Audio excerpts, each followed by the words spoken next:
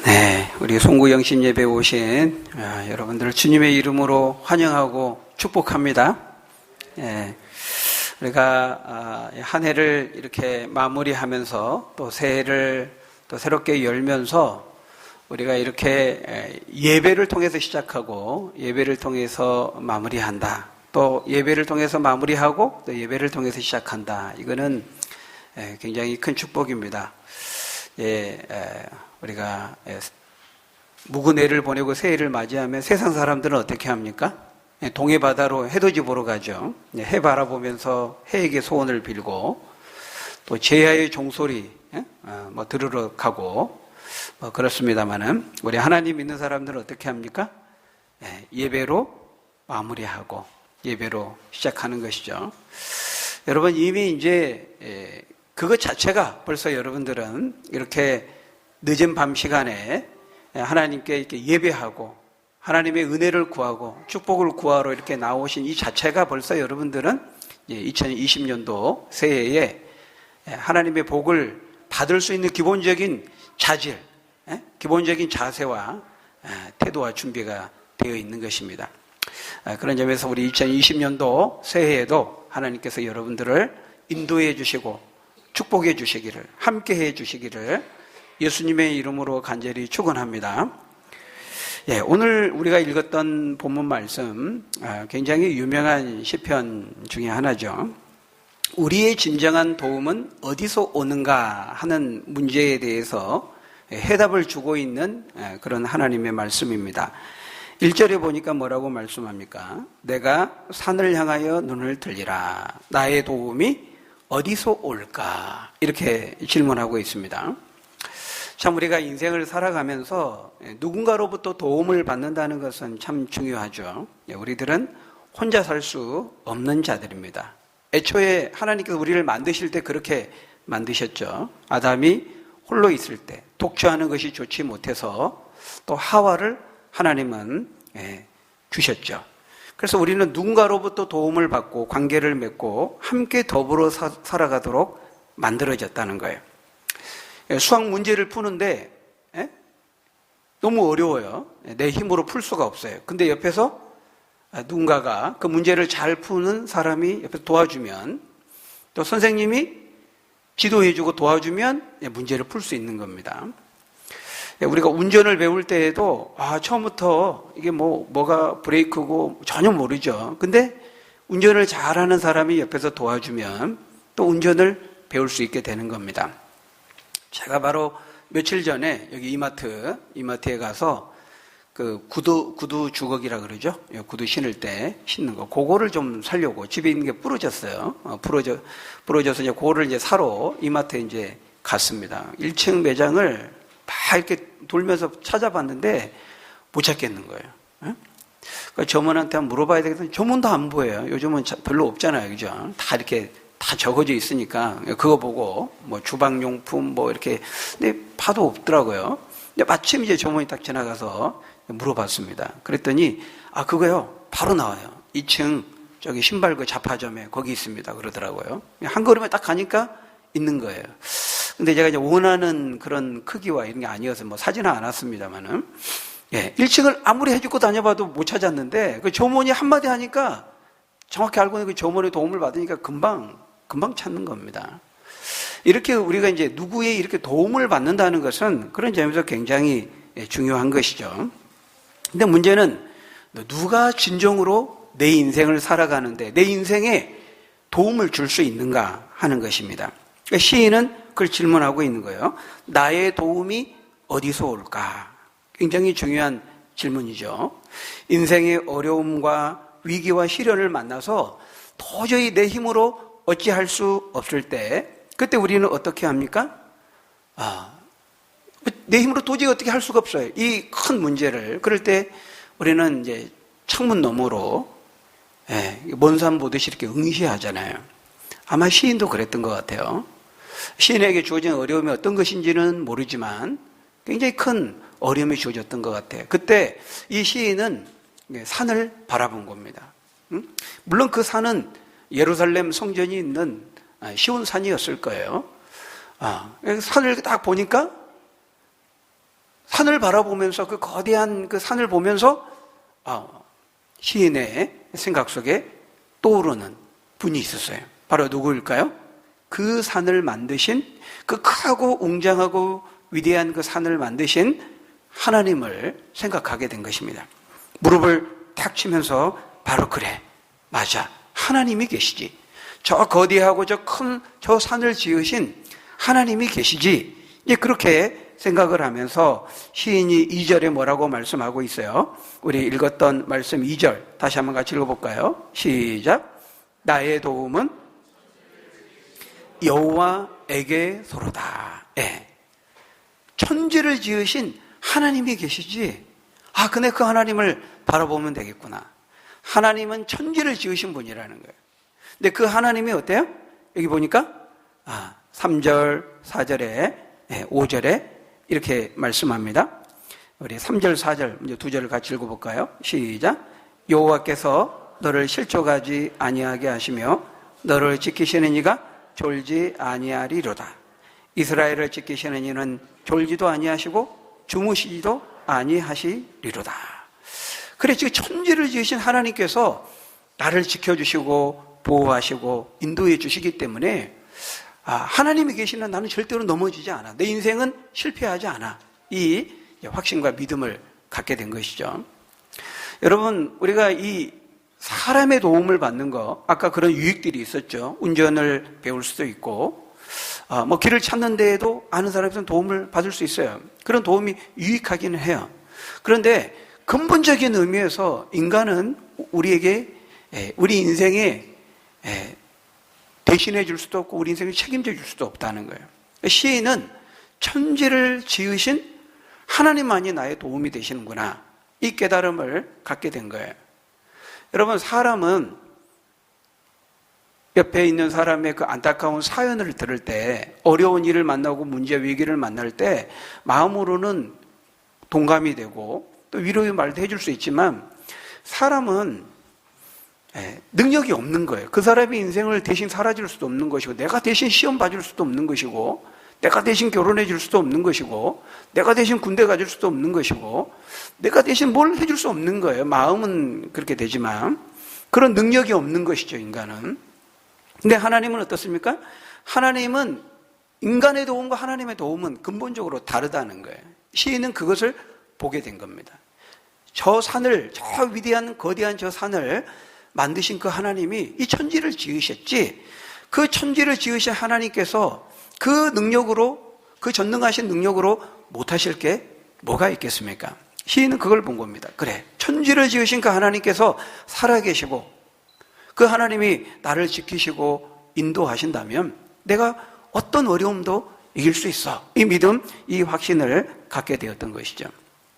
그런 점에서 여러분, 우리는 어려움을 만나고 문제를 만나면은 당장 눈에 보이는 사람의 도움을 구하려 할 때가 많아요.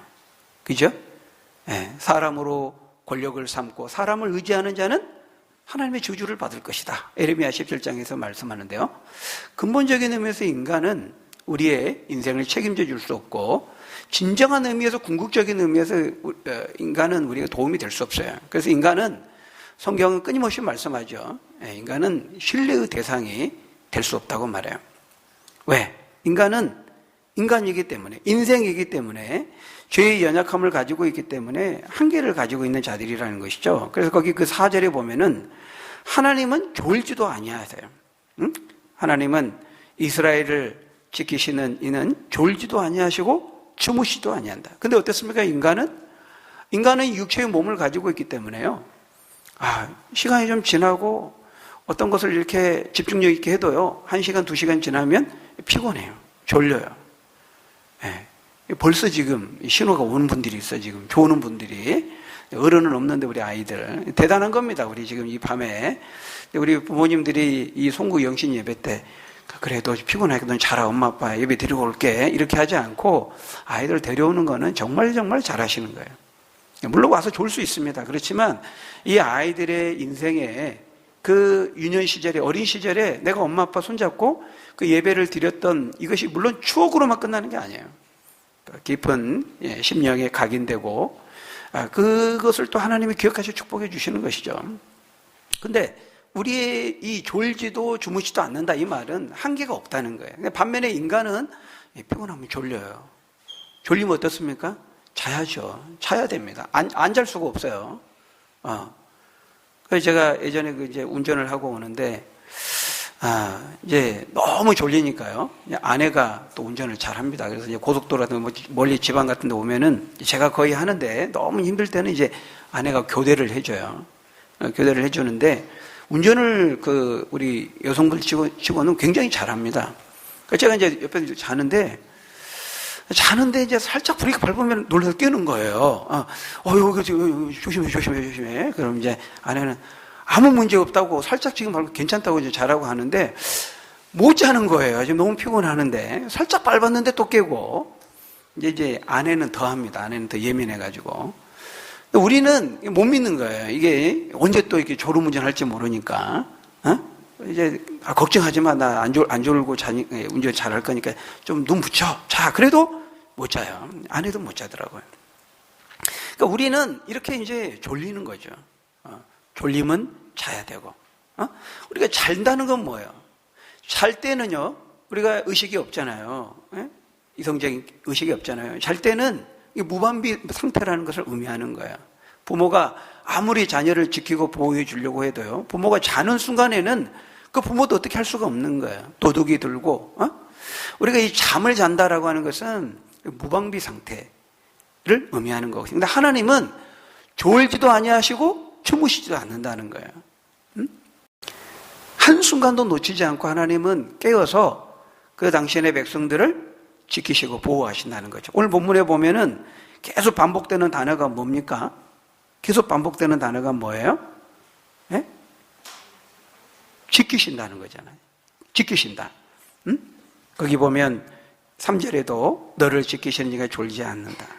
4절에도 지키시는, 5절에도 지키시는, 7절에도 지켜 모든 환난을 면하게 하시고 내 영혼을 지키시리로다. 8절에도 지키신다는 거예요. 여러분이 지키신다라는 것은 그냥 지켜보는 것을 말하는 것이 아닙니다.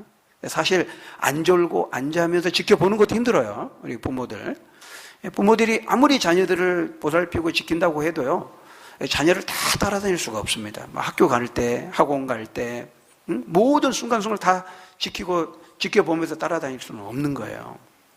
근데 하나님은 안 그래요. 하나님은 한계가 없다는 것입니다. 천지를 지으시고 산을 만드신 그 전능하신 능력으로, 전지하신 능력으로 다 보시고 아시고, 지켜주신다는 거예요. 지켜주신다라는 것은 지켜보신다는 것을 말하는 것이 아니고, 이건 행동을 의미하는 것이죠. 하나님이 뭔가를 행하시는 거예요. 우리를 보호하시는 거예요. 적이 침입해 들어올 때 그것을 지키시는 거죠. 여호와께서 여호와께서 집을 세우지 아니하시면 세우는 자의 수고가 헛되며 여호와께서 성을 지키지 아니하시면 파수꾼에 깨어 있음이 허사로다. 너희가 아침에 일찍이 일어나고 늦게 누우며 수고의 떡을 먹으면 진실로 헛되도다. 그러나 사랑하시는 자에게는 하나님께서 뭘 주세요? 잠을 주시는 거예요. 그러니까 하나님 뭐냐면 너 피곤해, 넌 자. 내가 지킬게. 너 졸리면 자. 내가 지켜줄게. 이렇게 하는 거죠. 그러니까 우리 믿는 사람들은 하나님의 이 지켜주심을 믿고 의지하는 우리 성도들은 자면 되는 거예요. 편하게. 믿지 않는 사람들처럼 문제가 생기고 어려운 일이 생겼다고 해서 그 위기와 시련의 문제 때문에 막 잠 못 자고 고민하고 그러면 안 되는 거예요. 하나님이 대신 하시니까 하나님이 졸지도 주무시도 아니하시고 대신 보초 서시고 경계 서시고 지켜주시고 함께 하시니까 우리는 잠자면 되는 거예요. 하나님께 맡기고. 그 하나님께서 우리를 지켜주신다고 말씀하고 있어요. 어떻게 지켜주십니까? 거기 보니까 5절에 여호와는 너를 지키시는 이시라 여호와께서 내 오른쪽에서 내 그늘이 되신다. 이렇게 말하고 있습니다. 6절에 보니까요. 낮에 해가 너를 상하게 하지 아니하며 밤의 달도 너를 해치지 아니하리로다. 여러분, 하나님께서 이스라엘 백성들을 어떻게 지키시고 인도하시고 보호하셨죠? 낮에는 구름 기둥으로. 이 팔레스틴 이스라엘 땅의 그 햇볕은 엄청나게 강력합니다. 그 사막에 뜨거운 열기가 있는 거죠. 그 햇빛이 너무 강력하거든요. 그 낮과 밤의 기온차가, 일교차가 굉장히 심해요. 그래서 낮에는 이 강력한 이 사막의 열기, 그 강력한 태양으로 햇살이 비추기 때문에 금방 타지고 그 더위에 지치고 그렇게 되는 거죠. 근데 하나님이 그때 이스라엘을 어떻게 시키셨어요? 구름 기둥으로. 여러분, 아무리 무더운 여름에도요, 구름이 딱 있잖아요. 그럼 구름이 있는데 그늘이 있잖아요. 우리 이제 그늘로 막 걸어 다니잖아요. 그늘을 찾아가지고. 그늘이 있으면은 아무리 뜨거운 햇빛이 비춰도요, 거의 시원한, 서늘한 거예요. 하나님께서 이스라엘을 낮에 해가 상하지 못하도록 지켜주신다는 거예요. 밤에는 어떻습니까? 밤에는 또 굉장히 춥습니다. 기온이 뚝 떨어져요. 그때 밤에도 상치 않도록 하나님께서 불기둥으로 지켜주시잖아요. 뜨거운 불기둥. 그때는 뭐 이런 가로등이 없잖아요. 네온사인이 없잖아요. 광야를 지날 때 안 보여요. 그러니까 불기둥이 이런 라이트 역할도 하지만 난로 역할도 하는 거예요. 따뜻하게 지켜주는 거죠. 온기를 유지하도록 하나님께서 따뜻하게 밤에도 지켜주시는 거예요. 여러분, 낮에 해, 밤에 달이 상치 못하도록 한다는 것은 뭐예요? 낮이든 밤이든, 그러죠? 시간적으로 어떤 순간에든 날마다 숨쉬는 순간마다 하나님께서 우리를 상하지 않도록 지켜주시고 보호해 주신다는 거예요. 설사 거기 7절에 보니까 환난 가운데에서도 우리를 지켜주신다는 거예요. 그러니까 어떤 순간에도 하나님은 우리를 놓치지 않고 한눈 팔지 않는다는 거예요. 졸지도 주무시지도 않고요. 끝까지 그 자녀를, 우리들을 지켜주시고 경계에 서시고 보호해 주시는 거죠. 부모가 자녀들, 어린 아이들, 우리 이제 하엘이 이제 걷잖아요.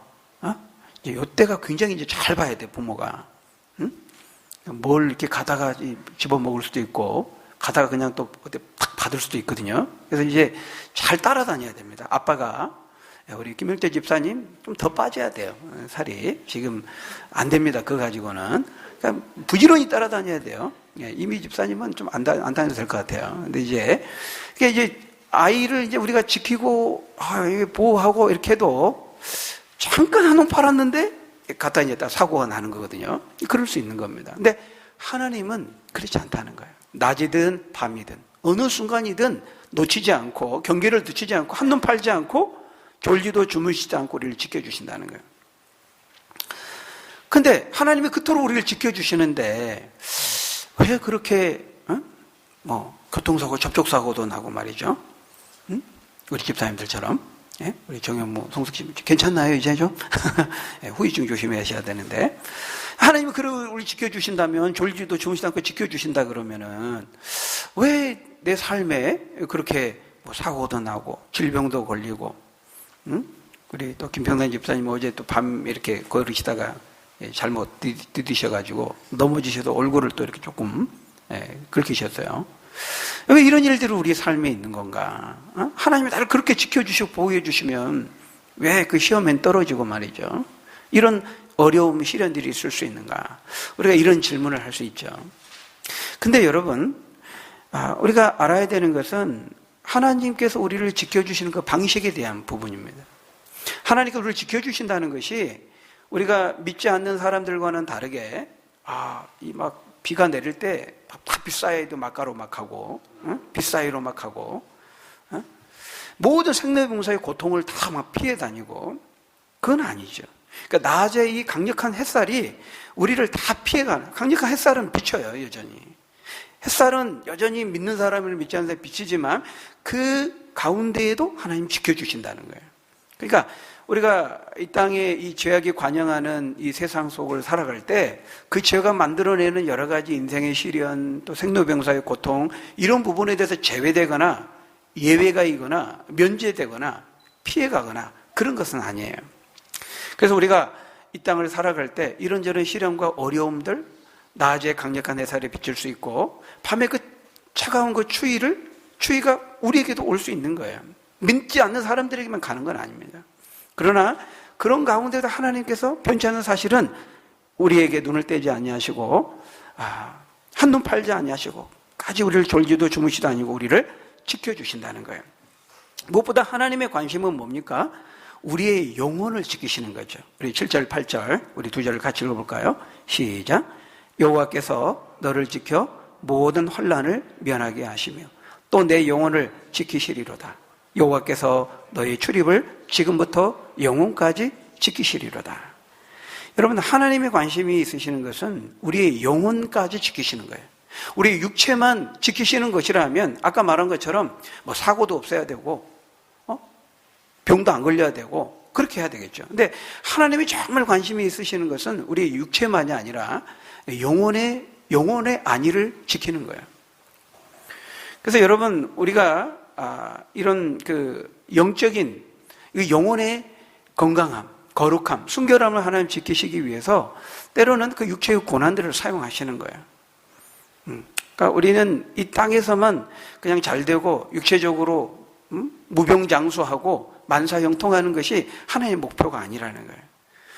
우리의 영혼을 끝까지 지키고 보존하는 거예요. 천국에 이르기까지 우리의 영혼을 보존하고 우리의 신앙을 지키시는 것이 하나님의 더 큰 목적이라는 거예요.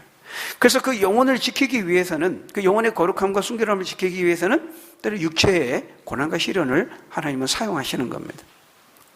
우리가 참 이해가 잘 안 되고 받아들이기 어렵지만은 하나님께서 육체적인 이런 시련과 어려움을 주셔서 때로는 질병도 당하게 하시고 때로는 실패도 겪게 하셔서 우리의 연약함을 깨닫게 하셔서 교만하지 않게 하시고 또 하나님 의지해서 우리의 영혼이 하나님과 바른 건강한 관계를 맺고 의지하며 살아갈 수 있도록 하신다는 거예요. 영혼의 건강, 하나님 우리 영혼의 안위에 더 큰 관심을 가지고 계신다는 거예요.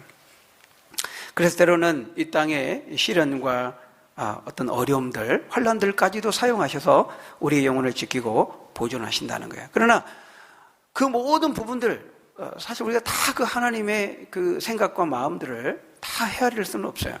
우리는 늘 단순하게 우리 중심적으로만 생각하잖아요. 어려움이 없어야 좋은 거고. 근데 사실은 시련까지도 사용하셔서 전화위복이 되게 하시고 그것을 또한 우리의 성장과 성숙과 믿음의 진보를 위해서 또 영혼의 거룩과 순결을 위해서 사용하신다는 거예요.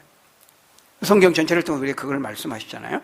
그러나 분명한 사실은 우리가 나가든지 들어오든지 하나님께서 시련과 어려움, 어떤 질병, 사고를 당한다고 해서 하나님이 나를 사랑하시지 않는 건가? 절대 그렇지 않다. 하나님께서 우리를 저주하시거나 재앙을 내리시거나 절대로 그러시지 않는 분이에요.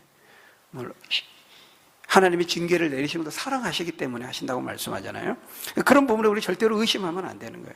우리가 나가고 들어오고 우리의 출입을 지금부터 영혼까지 지키시리라 말씀하고 있습니다. 여러분, 하나님께서 우리를 지켜주시고 낮에 해가 상치 못하고 밤에 달이 상치 못하도록 졸지도 주무시지도 않고 우리를 지키시되 끝까지 지켜주신다고 말씀하고 있어요. 시편 48편 14절에 보면 하나님께서 우리가 죽을 때까지 우리를 지켜주신다고 말씀하고 있어요. 예수님도 떠나가시면서 말씀하셨죠. 세상 끝날까지 내가 너희와 떠나지 않고 항상 함께 있을 것이다. 로마서 8장에서 사망이나 기근이나 적신이나 위험이나 칼이라 그 어떤 것도 그리스도 예수 안에 있는 하나님의 사랑에서 끊을 수 없다고 우리에게 말씀하셨습니다. 하나님께서 저와 여러분들을 이렇게 지키시고 눈을 떼지 아니하시고 보호하시는 그 하나님이 천지를 지으신 그 능력이 많으신 하나님께서 우리를 지키시고 보호하신다는 사실을 꼭 기억하고 어떤 순간에도 이 살아계신 하나님, 우리를 주목하시고 늘 지켜주신 그 하나님을 우리가 바라보아야 되겠어요. 주님과 눈맞춤을 해야 되겠습니다. 베드로가 물리를 걸어오라 했을 때 베드로가 걸어갔어요. 주님을 바라보면서 주님이 있는 곳을 향해 걸어갔어요. 근데 걸어가면서 살짝 시선을 물을 향해서 보니까 갑자기 두려움이 몰려오고 점점 빠져들게 되었죠. 우리는 누구를 바라봐야 됩니까? 누구와 눈맞춤을 해야 됩니까? 주님을 바라봐야 돼요. 주님과 눈맞춤을 해야 돼요. 우리에게 주어진 이 상황을, 환경만을 바라보면 우리는 물에 빠지게 되어 있어요. 그 상황에 함몰되게 되어 있어요. 어떤 상황 가운데에서라도 우리가 그 상황 배후에서 우리를 지켜주시고 보호하시고 간섭하시고 개입하시고 지켜주시는, 인도하시는 그 하나님 바라보면서 2020년도 새해도 그 하나님의 지켜주시고 보호하시는 그 하나님의 손길들을 실제적으로 구체적으로 생생하게 경험하고 간증할 수 있는 저희 여러분들이 다 되시기를 예수님의 이름으로 간절히 축원합니다. 우리 기도하겠습니다. 졸지도 주무시도 아니하시고 우리를 지키시되 끝까지 지켜주시고 보호해 주시는 그 살아계신 천지를 지으신 그 전능하신 그 하나님을 바라볼 수 있는 믿음을 우리에게 허락하여 주옵소서. 베드로가 주님을 바라보지 않고 밑을 물을 바라보았을 때 점점 빠져들어갔던 것처럼 우리에게 놓여진 그 환경과 상황을 바라보지 않게 하시고 상황배기 역사하시는 주님을 바라보고 주님을 의지함으로 2020년 새해에도 이기고 승리할 수 있는 우리 복된 믿음의 성도들 다 될 수 있도록 복의 복을 더하여 주옵소서. 예수님 이름으로 기도합나이다. 아멘.